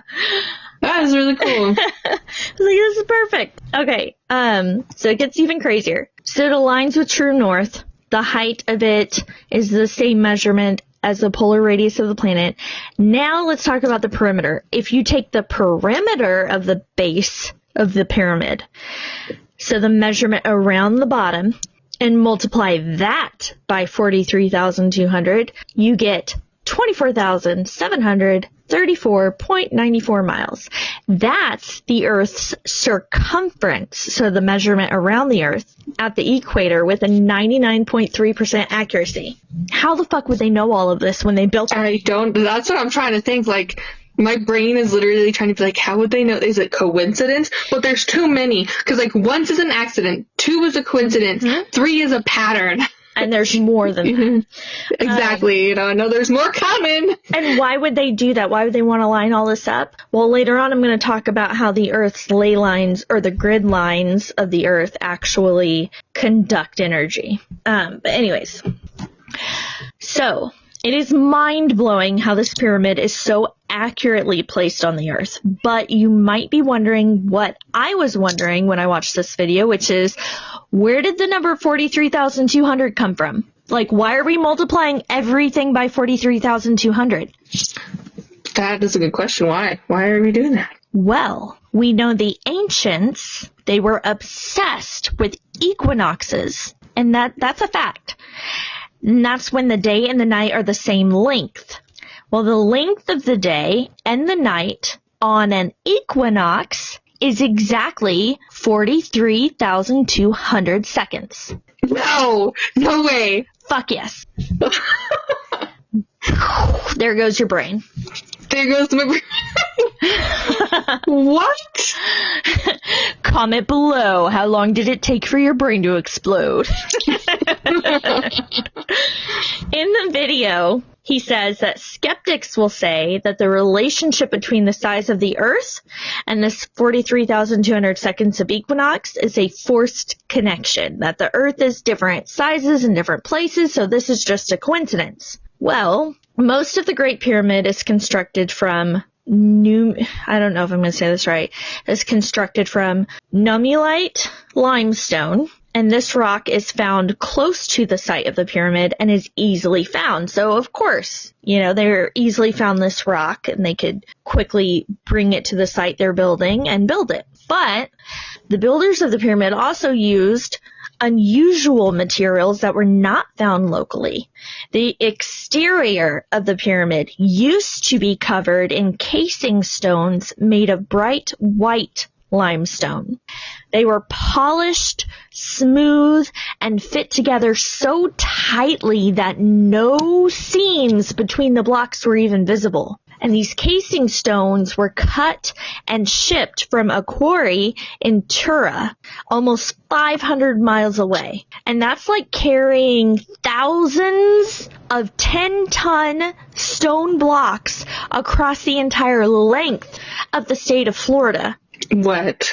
Yeah, with what? Like a train? Did they have a fucking train? Yeah. How'd they do that? Unlike the limestone that was cut locally, the limestone from Tura lacked magnesium, so this made it an excellent insulator. I don't know if you know what an insulator is, but it's something that you use to cover conductors of electricity or energy. So this pyramid, the Great Pyramid, was originally completely covered on the outside with a very good insulator of electricity. Now, limestone can carry an electrical current, but Tura limestone can't, where they got this limestone from, Tura. Okay, so we've talked about the outside. It's an insulator. Well, the interior chambers were built with a rare type of granite called rose granite. also brought from hundreds of miles away. This granite has a high concentration of silicon dioxide, also known as quartz crystal. If you've heard our past episode entitled Spooky Myths, then you've heard me talk about how crystals can literally generate great amounts of electricity. When crystals are compressed or even moved, it causes a charge called piezoelectricity. Do you remember that? I do remember that. So the interior chambers are built with this granite that's infused with quartz crystal. The king's and queen's chambers, which you gotta remember, we just named them that. That doesn't necessarily mean they were actually used for the king or the queen. We just named them that because we assumed that's what they were used for. But the king's and queen's chambers of the Great Pyramid were built with granite that is 85% quartz crystal. What? The tunnels and the passageways were lined with quartz-rich granite. So if pressure of any kind was placed on all of this quartz-rich granite, it would provide a tremendous amount of electricity. And this essentially turns the pyramid into a giant power plant. In the video where I got this information, they claim there is proof that this power plant is exactly what the pyramid was used for. So the idea that the Great Pyramid can be used as a power plant is not a new idea. It was proposed first in the 1970s. One of the most compelling cases comes from Chris Dunn, a manufacturing engineer for the military and civil aviation. He believes the process of energy starts, so he's trying to explain how energy is created in the pyramid. He says it starts in the subterranean chamber, so the very, very bottom. Subterranean, meaning underground. Mm-hmm. Below the pyramid are aquifers, which are underground cavities of water, so just open areas that water flows. As water moves through these cavities, sound waves are created that move throughout the pyramid. The sound waves are then magnified and then converted into energy. The Queen's Chamber was used for chemical reaction that created hydrogen. There's substantial proof of this. There were 2 interior shafts that led to the Queen's Chamber. The northern shaft has traces of hydrochloric acid. The southern shaft has traces of hydrated zinc chloride. When you combine these 2 chemicals, so there's the Queen's Chamber, above her is like a shaft or a tunnel with one type of chemical. Below her is another tunnel with another chemical. When these chemicals combine, it causes a reaction that creates hydrogen. So when they come together in the Queen's Chamber, hydrogen is created, which is a gas. Okay. This hydrogen gas would rise and flow from the Queen's Chamber up the horizontal chamber and into what they call the Grand Gallery, which is towards the top of the pyramid. The Grand Gallery is also made out of granite. I keep saying granite. I just noticed that. I just noticed that I've been saying granite. Granite. The Grand Gallery is also made of granite. As the hydrogen gas builds up, the pressure that it creates, because this gas will build and build and build until it's filling the area, and then it's actually putting pressure and compressing the quartz-rich granite. And this compression of the quartz granite, it creates a large amount of electricity. And this electricity also ionizes the air that increases the conductivity. So it's just creating more and more energy. It gets crazier because it continues to create energy in other ways as well. So in the Grand Gallery that we were just talking about, that's towards the top of the pyramid, there were about 27 pairs of resonators. Resonators are like, think of those metal, they look like tongs almost. Mm-hmm. And you hit it and it goes dong. Oh, yes. And it's like a tuning fork? Exactly what it is. Okay. Like a tuning fork. They're resonators. They're resonating sound. So there were about 27 pairs of these resonators that would vibrate and emit sound. This made the hydrogen atoms, and I know this sounds crazy, but it's fucking science, y'all. Science is awesome. This really happened. So when the resonators would vibrate and emit this particular sound, the hydrogen atoms would organize and arrange themselves into waves that were in sync with the sound waves of the gallery. These sound waves create movement in the quartz-rich stone, and it generates even more electricity. Acoustic engineers have determined that the gallery resonates at 440 hertz and naturally emits an F-sharp chord.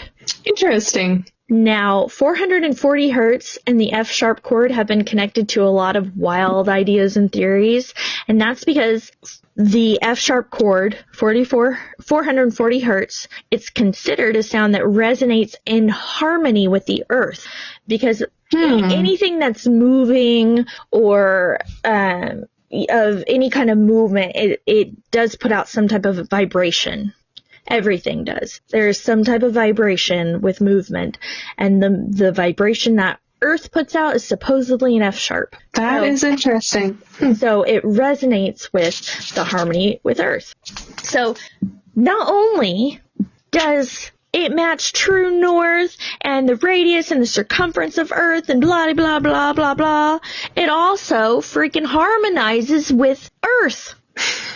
Crazy. Okay, so that's just like, my mind is still reeling. Like, how did they know all these? Yeah, like, how did this? And it just, how did they get this information? It gets crazier.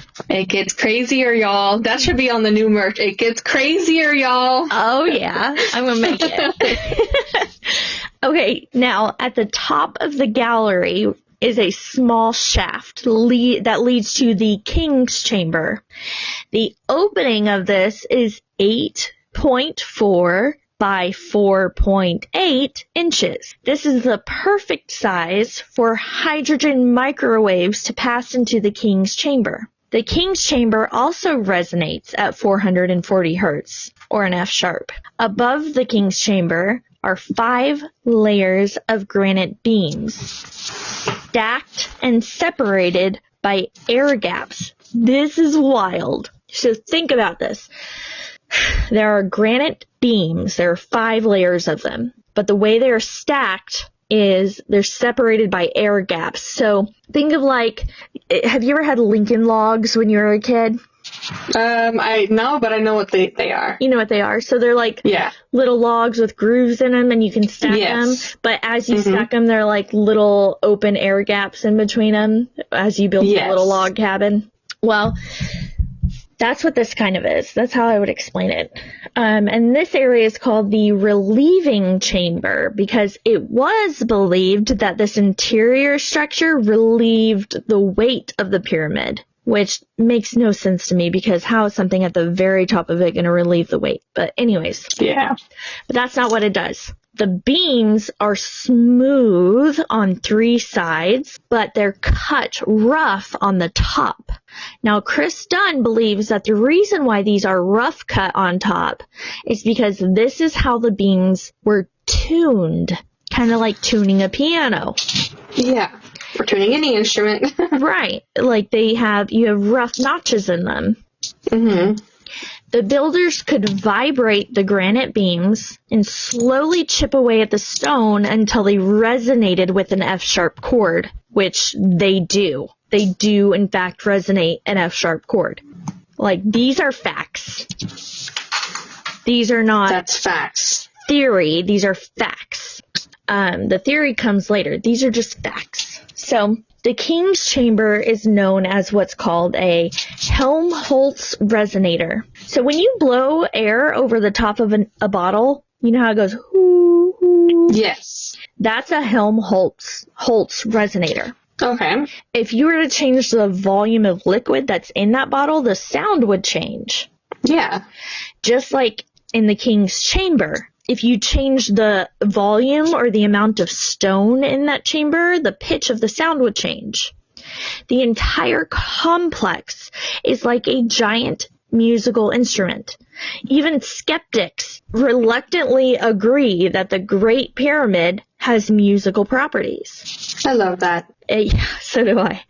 To sum all of this up, if this confused anybody, the pyramid's exterior was made with material that insulates energy. The interior was made of material that conducts electricity.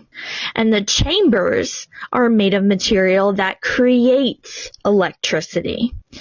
Cool. But will the pyramid focus on electromagnetic energy? In 2018, scientists used radio waves at different frequencies to see if the Great Pyramid would interact with electromagnetic waves of a resonant length.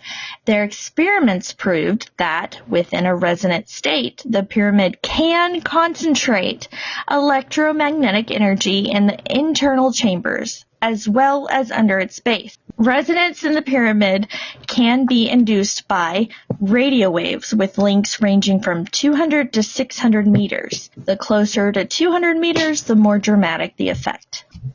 If you don't know what that means, that's okay. The rest is so crazy and you will get it. In 2019, Eric Wilson published a paper called Large-Scale Thermoacoustic Generator. The paper describes how, when granite and other rocks are vibrated, electrons will migrate through the rock and up to the surface. So the energy will move through it and up. The host of the Y files of the video I was watching said, quote, "By combining science and music, the builders of the pyramid created a power-generating machine tuned to the natural harmonic of the Earth's vibration that primarily comes from the tidal energy created by the moon's gravity." So, like, there's no fucking way that Egyptians built this shit with all of this. This technology from thousands of years ago could generate unlimited clean energy. But how would they get the energy out to use it? And that brings us to Nikola Tesla. Dun, dun, dun. So Nikola Tesla's Wardenclyffe Tower was built on top of an aquifer. Remember, an aquifer is where the water is moving underground in caverns. So it was built on top of an aquifer with copper and iron rods extending down into the water because those are conductors of electricity. When electricity was sent into the tower, the electricity was to be transmitted around the whole world through the atmosphere. Just through the atmosphere. And I know that sounds crazy, but I'll get to it. The pyramid is also built on an aquifer, and copper pipes and iron rods have recently been discovered there. No, really? Yeah. Capture pipes of copper. Okay. So Nikola Tesla's Wardenclyffe Tower was very similar to this pyramid. If the capstone of the pyramid, literally a stone on top of the pyramid like a cap, so if it had a capstone on top, if it was, I think I forgot to put this part, but I believe it said if it was gold, the energy would have been drawn to the top and transmitted into the atmosphere. Tesla's wireless power distribution system used the resonance of the Earth just like the pyramid. Just like the pyramid, Tesla's power would be unlimited, clean, and virtually free for everyone on the planet. But Tesla's tower was destroyed by outside forces. There is evidence that the Great Pyramid was destroyed from within as well. So suspicious. That's weird. Don't be suspicious. Don't be suspicious. In 1900, so we're going back to before he built this tower. In 1900, Tesla convinced J.P. Morgan to fund a project to create a wireless communication system. So the original idea was to create a wireless system where they could communicate with others, across the world. When Tesla received the funding, because JP Morgan was like, sure, cool, that might be beneficial to my business as well. When he received the funding, Tesla decided that rather than transmitting messages around the world, he would transmit power. Tesla had already demonstrated that wireless power works on a small scale. And I have actually seen this firsthand, how it works. Where? Well, there's a science museum very, very close to us that we have a membership at, so we go there all the time. And they have a Tesla coil that is supposedly the largest Tesla coil in the world. They had acquired it and brought it to this museum. And they do demonstrations with it, and I've seen it many times. It's so freaking badass. Like, lightning goes everywhere, and you're just sitting in there with it. But when the coil is turned on, the light bulbs and signs that are, made out of light bulbs, and all of these things that have no wires and are not attached to absolutely anything, these things light up. Oh, man. The energy is just so strong from the Tesla coil, it literally is transmitted through the atmosphere to these other objects that are somewhat nearby, and they light up, and they receive that energy, and they use that energy and light up. It is so freaking cool.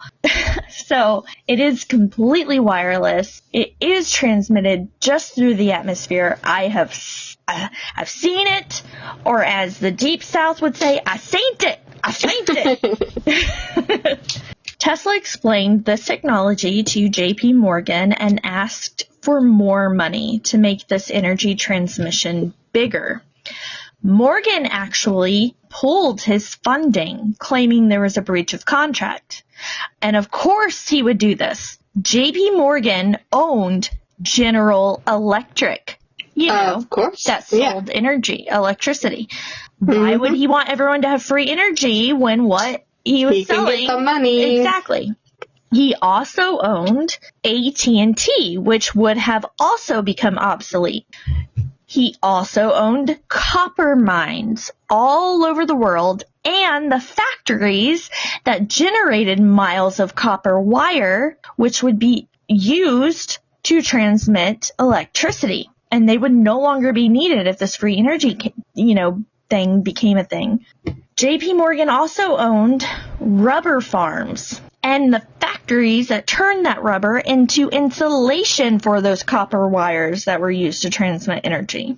So all of his, money was just wrapped up in the dirty energy. Oh, it keeps fucking going, girl. He owned steel companies and the factories that built power generators. And he owned the timber mills that created telegraph and electricity poles. He also owned the coal mines that fueled those power plants. And he owned 24 railroads that transported all of these materials. The dude was a legit monopoly man. I could just see him rolling the dice and buying up all the railroads. And he didn't care about the clean energy because all he wanted is them. And now look at us. Now it's been we've had the craziest heat record ever. We broke the heat record in one day. And then the next day, we broke that record. It's insane. I'm just saying. Peaks. Truth. Preach. Clean energy is the way to go. But his monopoly days would come to a quick end if Tesla were to have created this free, clean, wireless energy. So for several years, Tesla wrote JP Morgan almost every month begging him to reconsider funding this project. But instead, JP Morgan decided to fund Tesla's competitors, Edison and Marconi. Which, let me back up. Edison did not create the light bulb. He stole that invention. I just have to say that, but okay, moving on. Edison and Marconi, who were improving on and getting rich from Tesla's past inventions. JP Morgan also spread the word to other investors to avoid Tesla. So he blacklisted him. By 1915, Tesla was so in debt that the bank foreclosed on the Warden Cliff property where his tower was. In 1917, the tower was demolished and sold for scrap. Boo! Tesla would eventually die alone and penniless in his old age. Fucking rich people. A lot of his research and notes went missing. I think he had like 80 or 80 something boxes of notes that were, meticulously organized and numbered and everything by himself. And I think when he died, only like 60 or something like that were found. So a lot of them had gone missing, and the rest, which, if not the first missing part, was taken by the federal government. The rest of them were taken by the federal government supposedly in fears that his inventions would fall into the hands of spies. Because they were so good. Our U.S. should have freaking used that. Right. Like, supposedly he was working on a death ray or something like that. And Stuck to horrible. I believe that, that may be one reason, but a bigger reason is likely that the endless, clean, and free energy would keep the rich from getting richer. So instead of helping keep this earth healthy and having prosperous, happy people, let's kill the earth while using fossil fuels and line the pockets of those that are already wealthy. Anyway. Yeah, that makes sense. That's how it always is. So, like Tesla's tower that was demolished, it is thought that the Great Pyramid was also demolished. Whatever the reason, it is thought to have been purposefully destroyed. There have been traces of sulfuric acid found in the southern shaft of the pyramid. In the northern shaft, there was zinc chloride and ammonium chloride. These chemicals can create hydrogen without being mixed. But if you do combine the sulfuric acid and the ammonium chloride, you get an explosion. Because of the structure of the pyramid, the explosion would be controlled. It would be contained. But there is evidence that an uncontrolled explosion may have occurred. So in 2001, in the Grand Gallery, remember the area near the top, scorch marks were found on the ceiling above where the resonators would have been. In the King's Chamber, cracks were found in the granite beams. At first, this was thought to have been caused by an earthquake, but the damage was only found in areas of the pyramid where the flow of highly compressed heated hydrogen occurred. The walls of the King's Chamber have been pushed out over an inch. Now, it takes a lot of pressure to push literal tons of granite out that far.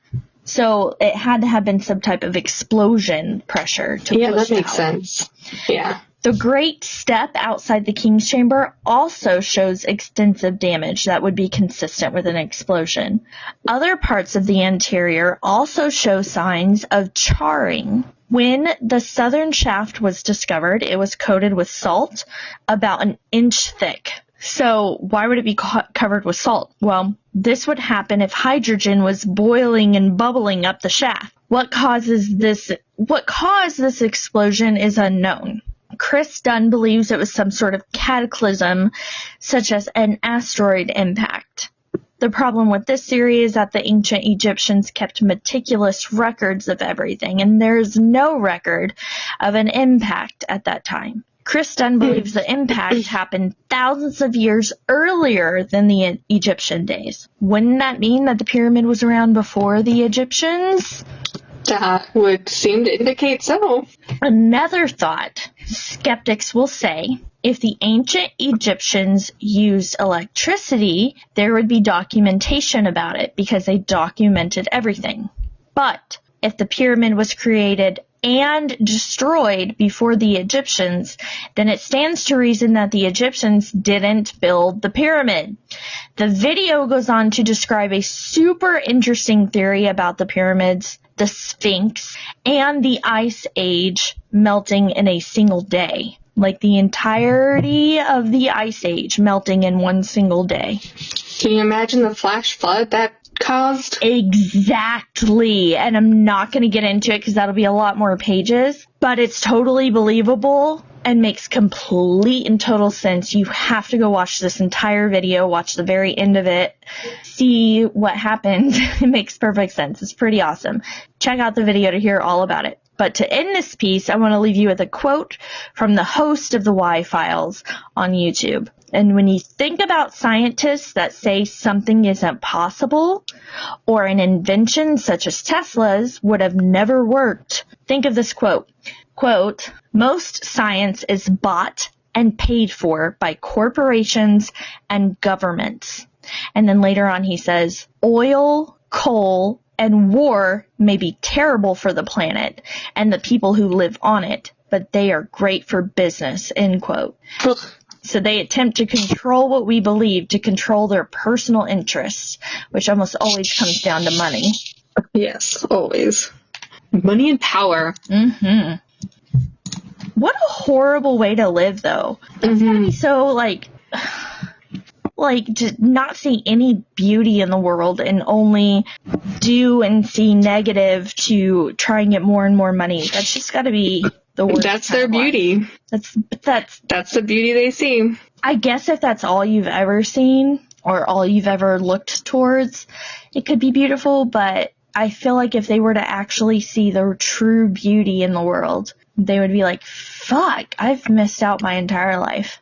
They need to have like a Scrooge moment. Yes. It's okay. It's like was it our last episode? The near-death experience? Yeah. Mm-hmm. The realities that came out of that, the truths that came out of that, like they are not living the life they should be living. Yeah.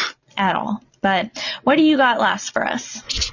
All right. The last story of the night is about the Denver airport. Yes! So good. Do you talk about the horse? Yeah. Yes! So this is something that I heard in passing like a long time ago.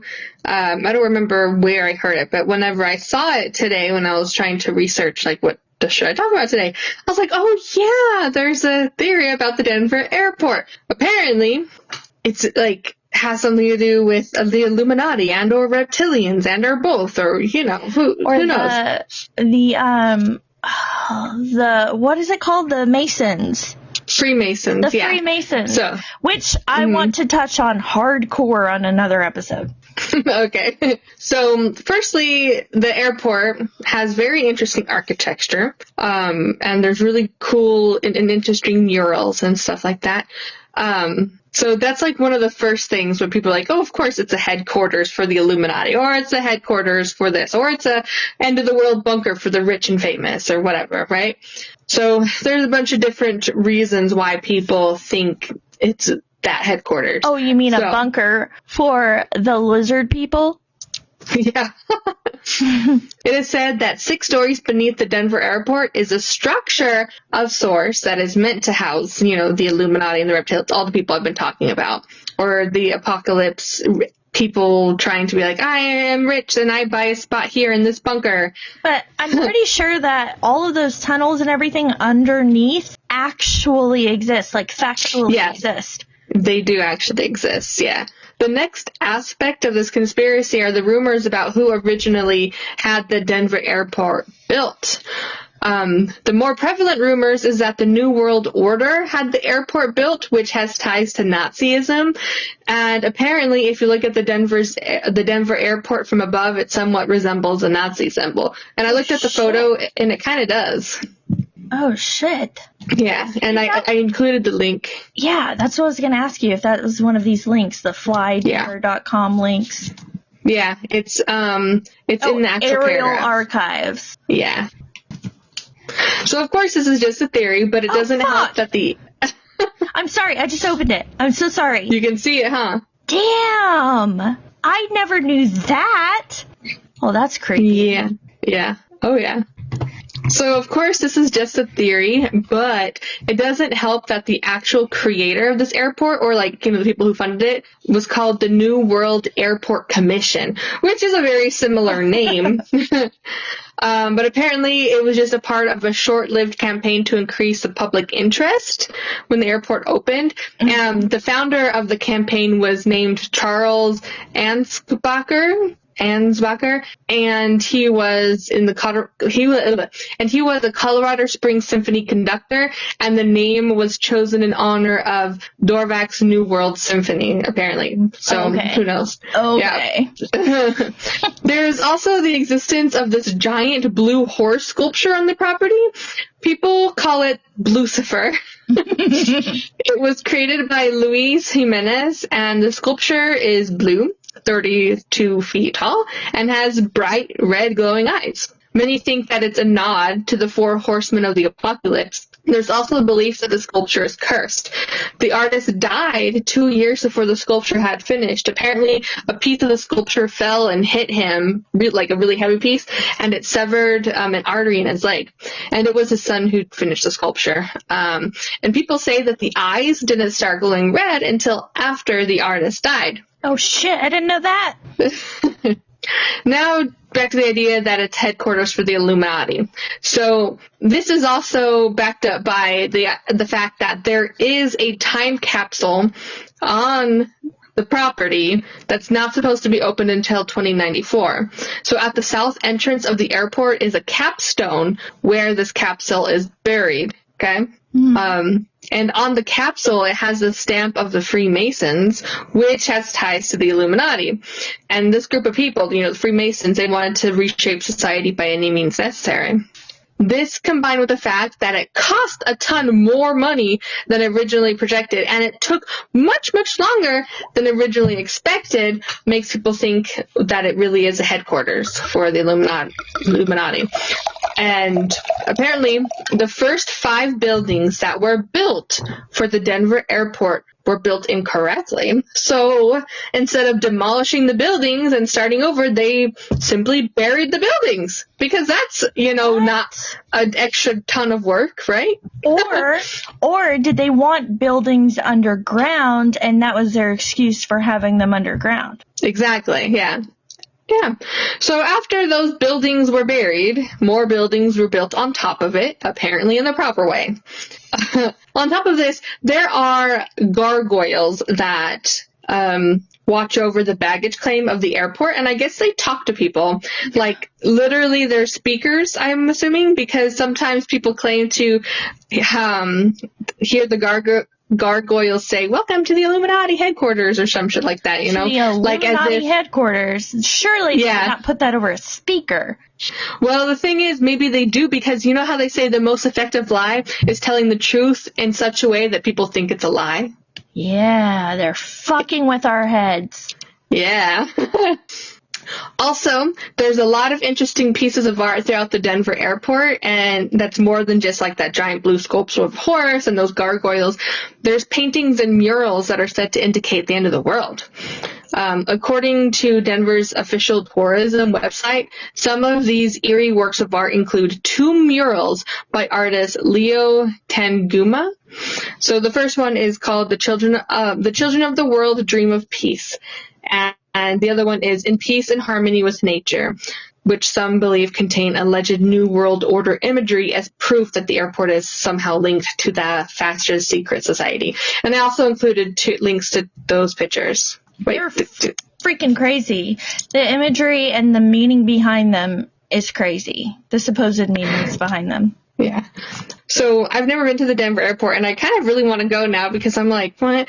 But yes, there are actual tunnels and underground things or underground passages there, and they say that it's used for airport baggage transport and things like that. You need to get things from one place to the other. But to be honest, it is weird. Why would you bury a time capsule at an airport? Why is there the Freemasons time capsule that's supposed to be open in 2094? What the heck is in the time capsule? And isn't there symbol on a lot of different stuff there? Yeah. Yeah. What was that? I don't know what it was. But yeah. Speaking of, did you hiccup in the last episode? I mean, probably. Because I don't remember that, but I got a random message from a listener that I know, and they texted me, and they were like, Miranda's hiccup had me literally laughing out loud hysterically. I guess. They said, I have hiccups a lot. Let's see if I can find it. Oh, Miranda's hiccup in this last episode just made me LOL hardcore. Ha ha ha. I feel like that's the same person that I always make laugh, and it's like they brought up the one quote of like, I hope it's not an alien invasion, I'm not wearing any pants. What? Remember when I was like staying out in the desert and I had to do recordings in my car and we did like an alien episode and there were weird lights? Okay, I need to start writing these down. Okay, I'm going to text you. Okay, so, really quick. Miranda. Is that what you said, Miranda? Yeah. Okay, and then... I hope it's not an alien invasion. I'm not wearing any pants. Yes, okay, and then what was the other thing that I said that you said we should make into merch? It gets crazy, y'all. Texting that to you so I can remember that. Okay. Anyway, I hope you guys enjoyed this episode of Conspiracy Theories. Thanks for hanging out with us tonight. It was very fascinating. Especially, I loved the pyramids being like powerhouses, It's freaking crazy. Come on. And it's all thanks to my mama. She told me all about the Black Pyramid. I got it from my mama. Yeah. And how they were used for energy. So, Terry... Hello, Mom. Thank you. Thank you, Crystal's mommy. And if you guys want to add to the information that we have here or have a suggestion on a conspiracy theory that we should research, or if you have all the research and just want us to show it, just, email us. Or if anything at all that you want to talk about or tell us about, or just message us to be like, hey, girls, what's up? I think your hiccup was funny. Yeah, anything like that. Mm-hmm. Email us. Please, and that email is witchenandwinen@gmail.com. That's WITCHN ANDWINEN@gmail.com. And check out our Facebook where we post all of our sites and videos and pictures and everything that goes along with what we talk about. And you can, start your own conversation on there if you want to. Yes. Just jump on in. Interact with us, please. As Miranda, like, rate, and review, or as Miranda likes to say, push our buttons. Push off the buttons. Push our buttons, y'all. Mm-hmm. Please, and thank you. Hey, Miranda. Mm-hmm. I don't think you ever actually listened to these, but at the end of the last one, I kept it on there with you saying, push our buttons, love yourself. Push our buttons, love yourself. Or push the buttons, love yourself. Oh, yeah, push those buttons and love yourself. Yes, do both of those things. Mm-hmm. I'm gonna start saying, that's right. That's what we should start saying at the end of all these. Push the buttons and love yourself. Yes. All right. Or you can send a message by pigeon, because Miranda has pigeons. So go ahead and send those pigeons. I might keep them though, because pigeons are cute. My pigeon is cute. They're beautiful, actually. I've never seen pigeons so beautiful. Yeah. Anyways, push our buttons, love yourself, and have a good night. Have a good night.